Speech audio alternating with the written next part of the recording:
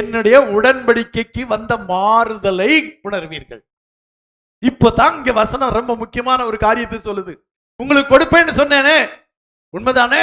பாலும் தேனும் ஓடுகிற தேசத்தை கொடுப்பேன்னு சொன்னார்ல, உங்களை அற்புதமாய் நடத்தினார்ல, அதிசயங்களை செய்து உங்களை வழி நடத்தினார்ல.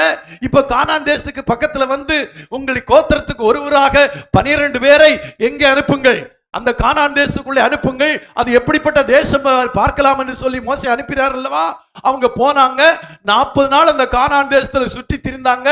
வரும்போது சில கனிகளை கொண்டு வாருங்கன்னு சொன்னார் மோசே. அப்போ கொண்டு வந்தாங்க.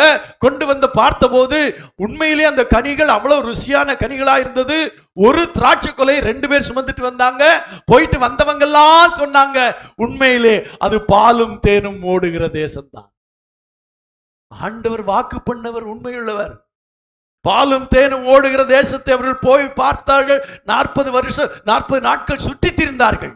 ஆனால் அதை சுதந்திரிக்க முடியவில்லை. காரணம் என்ன தெரியுமா?